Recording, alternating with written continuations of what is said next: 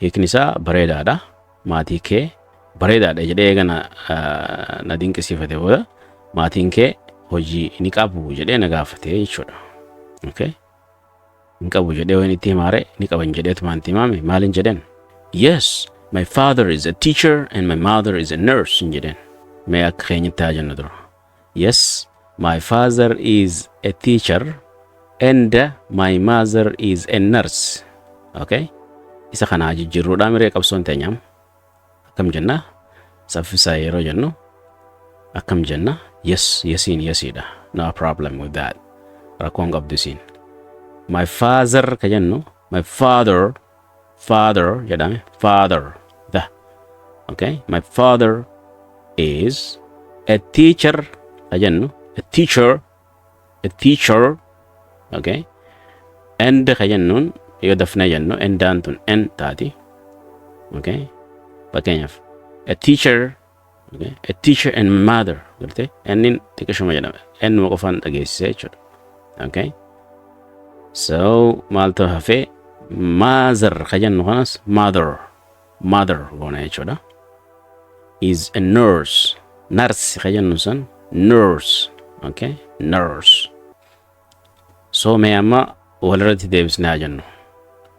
Fakkeenyaaf himni kun dheeraa waan ta'eef bakka sadiitti baafnee haa jennu mee akka isin salphatuuf. Yes, my father is a teacher. Yes, my father is a teacher and my mother is a nurse. Okay, bakkuma lama goonee haalalloo akkasitti. Yes, my father is a teacher and my mother is a nurse. Okay, akkasitti jechuudhaaf yeroo sadii ol isin fudhataa jechuudha. Yoo isin faarawaa ta'e yeroo sadii fi afur deddeebistanii yeroo jettan adda babaastanii tokko tokkoon ergasii lama lamaan sadii waliif fidaa boodarra tokkoon jettanii jechuudha. Good. Qattee aanu haalaallo. Hiikni isaa maal jenne? Eeyyen abbaa koo barsiisaadha. Hojiin isaati jechuudha. Haati koo maali? Narsiidha jechuudha. Narsiini beektan gaa. Okay? Okay. Asirratti waan inni nu deebisee dhagu. That's great jedhenne. Okay? That's great. Do you help your parents at home? Do you help your parents at home? At home. Akkam nun jedhe? That's great jedhe dura. Yaa sun hedduu bareedaadha. Okay? Gaafii na gaafate jechuudha. Do you help your parents? Maatii ta'e ni gargaartaa at home? Manatti jechuudha. Okay? Gaariidha. Maatii kee manatti yookiin mana keessatti ni gargaartaadha.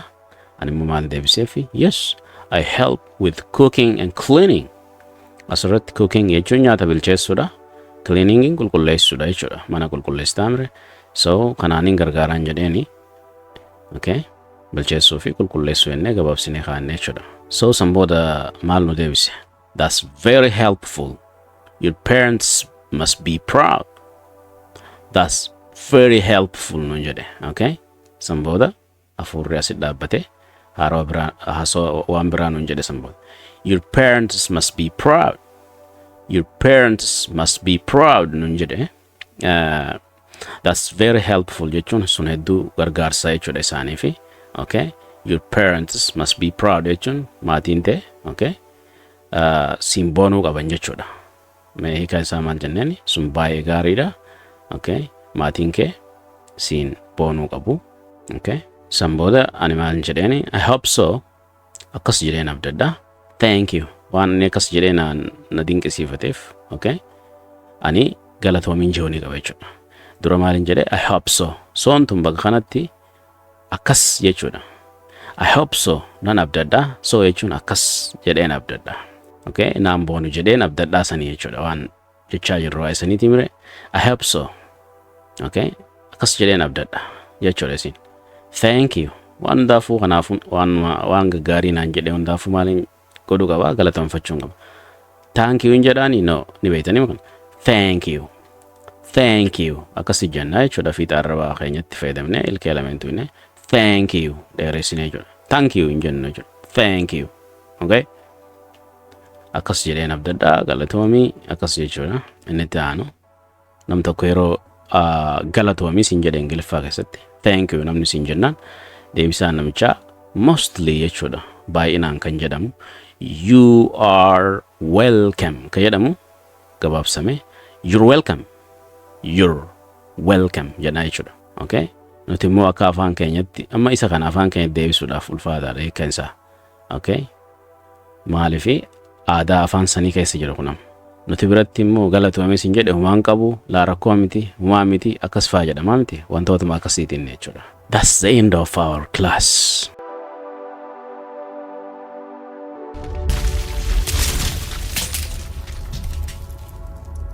Maaltu akka akkas jettu si godhe kan jedhu kana yeroo baay'ee kana kan jennu namni tokko wanta takka jedha wanti sun wanta atiin barbaannes ta'uu danda'a. So maaltu akka akkas jettu si godhe jettee nama san gaafachuudhaaf maal jetta Ingiliffaadhaan? Akkana jenna jechuudha. What made you say so? What made you say so? Dafnee gize jennu what made you say so jenna jechuudha. Mul'isnee yeroo jennu immoo what made you say so? Dafnee yeroo jennu what made you say so? Akkana jechuun barbaade nama tokkoon gara hojiitti seeni nama hojii dhiisee dhaabbatu ta'uu danda'a. Gara hojii seeni jettee ajajetti dabarsuu yeroo barbaadde akkam jetta? Get to work. Get to work jennaan jechuudha. Get to work, get to work. Gara hojii deebi, gara hojii deebi. Asirratti immoo namni tokko wanta waliin qabanne wayii akka ragatti fidee yoo sitti haasa'u kuni saniin waan wal qabatu hin qabu jechuu yoo barbaadde akkam jetta? This has nothing to do with that jenna jechuudha. This has nothing to do with that. Kuni sanaan waan wal qabatu tokko hin qabu jechuudha. Ilaalcha badaa kee jijjiiruu qabdaa jechuu barbaadde namni tokko ilaalchi inni wanta takkaaf qabu badaadha. So ilaalcha badaa kee jijjiiruu qabda jechuu barbaadde akkam jetta? You need to change your bad attitude. You need to change your bad attitude jenna jechuudha. Maal na dhibe yaani nangalchu jechuu barbaadde waan takkaan akkam jenna? Maaltu na dhibe an nangalchu jechuu barbaadde akkam jetta? I don't care. I don't care. Dafnee yeroo jennu tiinni dhugatti I don't care. I don't care jenna jechuudha. Asirratti immoo dhimma keetii miti yookiin singalchu jechuu barbaadde nama tokkoon waa'ee dhimma tokkoo siyaasootti jiru namni tokko dhufee yoo keessa galee waa'ee sanii yoo dubbate wanta isan galchine soo kun dhimma keetii miti jettee nama san akka inni dhimma san irraa dhaabbatu gochuu barbaadde akkam jettaan Ingiliffaan? None of your business jettaan jechuudha. None of your business. Okay? Kuni dhimma keetii miti jettee kophatti adda gootee ibsuu barbaadde immoo that's none of your business. Yookiin immoo amma asirratti that is none of your business yeroo jennu suni dhimma keetii miti. This is none of your business yeroo jennu kuni dhimma keetii miti. Kunii fi suniin adda baasuu barbaanne jechuudha. Walumaa galatti immoo dhimma keetii miti jechuu barbaanne kan jennu none of your business. Dhimma keetii miti. Himannaa isheen guyyaa guyyaan gootu nan uffise yookiin na hifachiise jechuu barbaanne akkam jenna? I'm sick. Asirratti sick fi tired kan jedhu fayyadamuu dandeenya. Yeroo takka takka tired fayyadamuu dandeenya. Yeroo takka takka sick fayyadamuu dandeenya. Kanneen lameen keessaa tokko fayyadamnaa jechuudha al tokkotti. Hiikaan isaa tokkuma ta'a jechuudha. Asirratti hiikaa directii isaa yoo ilaalle sick jechuun dhukkubuudha. Tired jechuun immoo dadhabuudha. So asirratti sick yoo fayyadamne tired hin fayyadamnu. Tired yoo fayyadamne sick hin fayyadamnu. So amma sick hin fayyadamnu. I'm sick of her everyday accusation jedha. I'm tired of her everyday accusations. So hiikaan isaa maal jechuudha? Himannaan ishee guyyaa guyyaan gootu nan uffisiise jechuudha. Everyday jechuun guyyaa guyyaan. Okay? Asirratti sick fi tiredin hifachuudhaan bakka bu'aa jechuudha. Akka kontekstii yookiin immoo akka hima kanaatitti jechuudha. Yeroo biraa hiika biraa qabaata jechuudha. I'm sick yeroo jedhu anna dhukkuba jechuudha. Akka hima kanatti I'm sick of her everyday accusation jechuun himannaa ishee kan guyyaa guyyaa nan uffisiise jechuudha. Yookiin immoo I'm tired of her everyday accusations jechuun himannaan ishee kan guyyaa guyyaa na hifachiisee jechuudha yookiin nan uffisiise jenna jechuudha. yeroo takka abdii kutannee namni na gargaaruu danda'u kan jiru hin fakkaatu yeroo jechuu barbaanne akkam jenna? No one seems to be able to help me. No one seems to be able to help me. Okay? No one seems to be able to help me. Jennaa jechuudha. Namni tokkolleen kan na gargaaruu danda'u kan jiru natti hin fakkaatu. Tokkoon immoo ilaallee no one jechuun nam tokkolleedha. Seems jechuun kan fakkaatu, to be able jechuun kan danda'u, to help me na gargaaru jechuudha. So walirratti kaansaa isa kana jechuudha. Namni tokkolleen kan na gargaaruu danda'u kan jiru hin fakkaatu. Namni tokko ishee naaf teessa yoo siin jechuu barbaade yookiin immoo ati namaan jechuu barbaadde akkam jetta? Ishee naaf teessaa jechuu barbaadde. You gonna regret it jetta jechuudha. You gonna regret it. Asirratti namni tokko yoo akkana jechuu barbaade akkam jedha? Gaticha abbaa qabeenyaatii wajjin walii galuu dandeessaa yoo jechuu barbaade yookiin ati jechuu barbaadde akkamitti ingiliffatti deebisnee jechuu dandeenya? You can negotiate the price with the owner jetta jechuudha. You can negotiate the price with the owner. Kana jechuun gaticha, okay? You can jechuun ni dandeetta. Negotiate jechuun walii galuudha. The price in gatii jechuudha. With the owner. Abbaa qabeenyaa wajjin, okay? With jechuun wajjin jechuudha. So gaticha abbaa qabeenyaati wajjin walii galuu dandeessaa jechuudha. Hiikaan isaa. Fedhiin koo karaan danda'e kamiiniyyuu si gargaaru qofaa yoo jechuu barbaanne akkam jenna? My only interest is to help you by any means I can. My only interest is to help you by any means I can.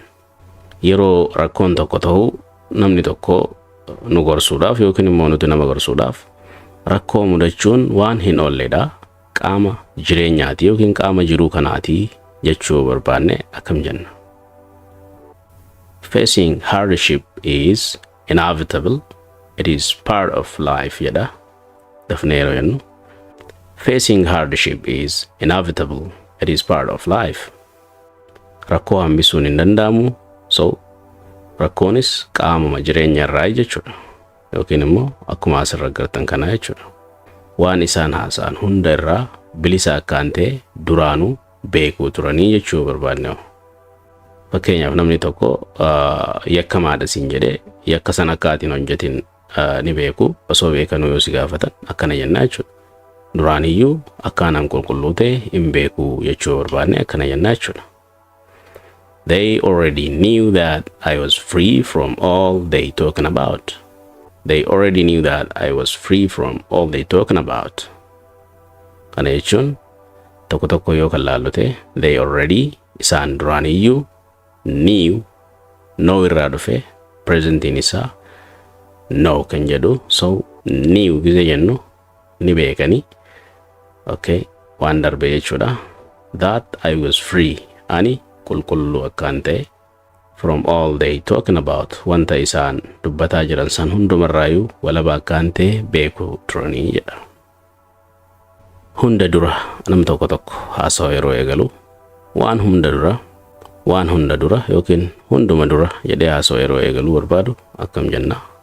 First of all, duraan dursee kan jennu san jechuudha. Ingiliffaadhaan first of all jennee jechuudha. First of all kun immoo isheen achitti argamu hin qabdu ture. Namni kun iddoo itti argamu hin qabnetti yoo kan argamu ta'e isheen achitti argamuun irra hin turre jechuu barbaanne akkam jenna? She wasn't supposed to be there. She wasn't supposed to be there. Isheen achi jiraachuu qabdi ture. Faallaa isa kan reefuuti jechuudha. Yoo akkas jechuu barbaanne akkam jenna? She was supposed to be there. Asirratti kan reefu she wasn't jedha. Kun immoo she was jedha jechuudha. Wasn't jechuun was not jechuudha. Gabaabsameeti kan reefuuti. She was supposed to be there jenna jechuudha. Dafnee yeroo jennu she was supposed to be there. Isheen achi jiraatu irra ture. Asirratti immoo amansiisuuf yaaleen ture garuu hin milkoofne jedha. Nam tokko wanta takka amansiisuuf yaalte yeroo itti milkoofne akkana jetta. amansiisuuf yaaleen ture garuu hin milkoofne jechuu barbaade akkam jette Ingiliffaan. I tried to convince him but it didn't work. Dafneeru jennu I tried to convince him but it didn't work. I tried to convince him but it didn't work. So barumsi keenya kan waa'ee gaaleewwan haasawuudhaaf nu gargaaranii kan jedhu kutaan irraa asuma irratti xumurama. Kutaa itti aanu hanga walitti deebinutti yeroo gaarii isiniif haa ta'u.